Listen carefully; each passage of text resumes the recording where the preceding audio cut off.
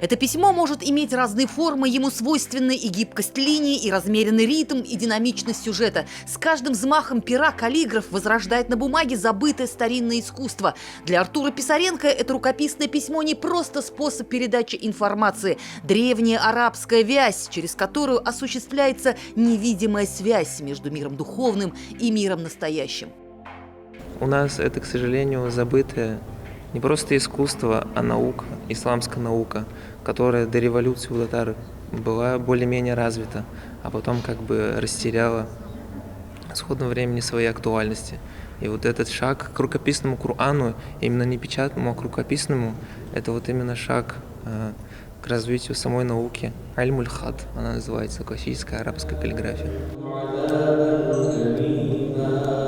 С первых букв первого аята Корана Духовное управление мусульман Татарстана на этой неделе открыло череду праздничных торжеств. Священная книга будет полностью написана от руки и станет большим подарком для всех мусульман к 1100-летнему юбилею со дня принятия ислама в России. По мнению экспертов, весьма закономерно, что праздник с самого начала взял такой вот исторический и просветительский ракурс. Казань всегда занимала уникальное место в мировой исламской культуре. В 1803 году впервые в исламском мире именно в Казани был напечатан первый Коран. Он разошелся по всему миру под названием «Казан Басмасы» и был самым востребованным и популярным печатным изданием.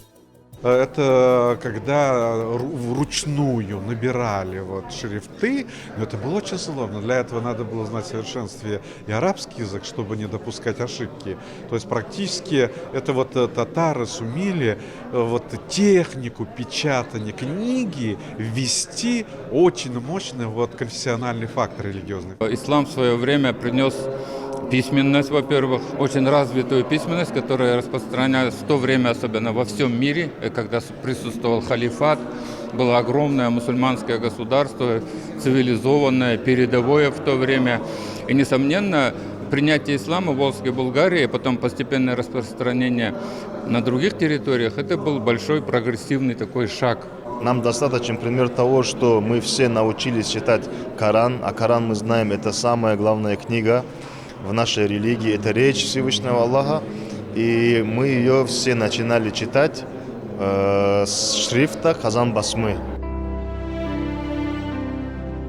1100 лет – это многовековой период самых разных и самых сложных исторических процессов, который берет свое начало с 922 года, когда посольство под фактическим предводительством багдадского ученого Ибн Фадлана ступило на земли великого государства Волжской Булгарии. Ее правитель хан Алмуш и его подданные в скором времени примут ислам в качестве государственной и единственной религии своего народа. Именно отсюда начнется новая веха, в частности в истории всего Поволжья и современной России в целом.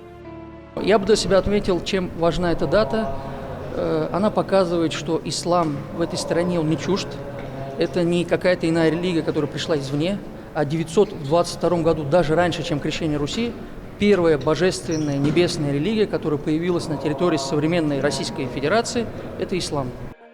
Ислам, пустивший свои корни в Поволжье, оставался незыблемым и верным своему традиционному началу. Его не смогли сломить ни годы большого террора, репрессии духовенства, ни 70 лет атеизма. В 1989 году по инициативе верховного муфтия Талгата Тажиддинова впервые в Булгаре после долгого лихолетия был проведен первый сход мусульман из Габалгар-Жине. Так у мусульман России появился новый праздник, когда-то безвременно забытый, но получивший новое рождение.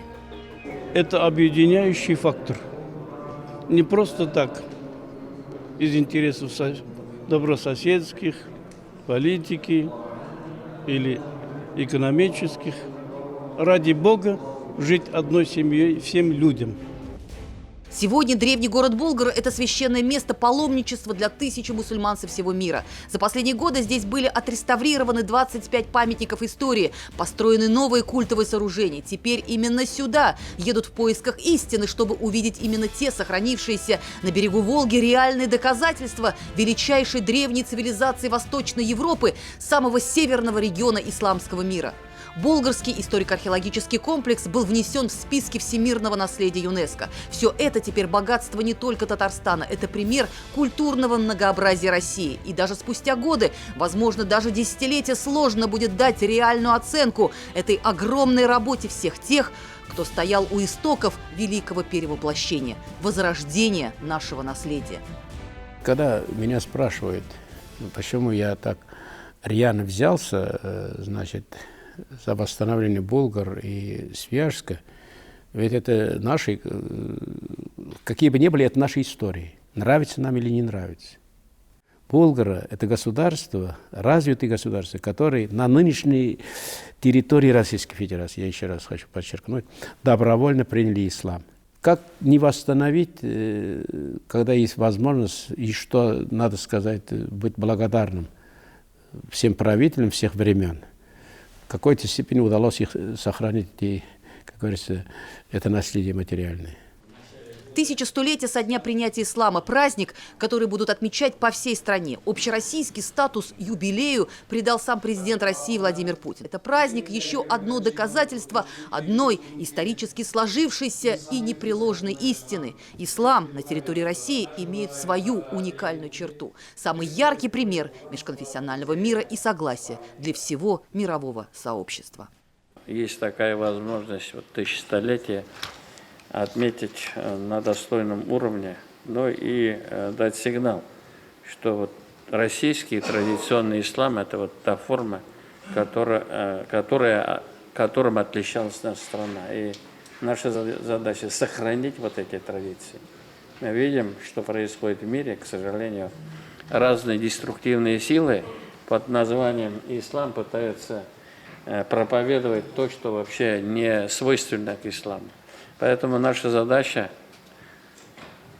удержать вот те традиции, которые привнесли до наших дней наши предки. Арабская дипломатическая миссия в страну Волжская Булгария, наверное, одно из самых знаменитых и самых знаменательных путешествий раннего Средневековья. Ведь отчет, который в итоге составил Ибн Фадлан, является самым настоящим географическим открытием. Ведь он упоминал обо всех реках по пути своего следования, в том числе и описал большую пристань, которая находится на Волге. Ученые говорят, это и есть первое упоминание о Волжской Булгарии.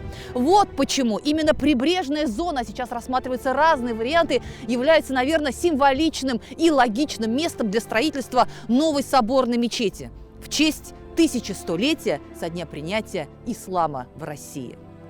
Ильзира Юзаева, Роман Безменов и Влад Поташников. 7 дней.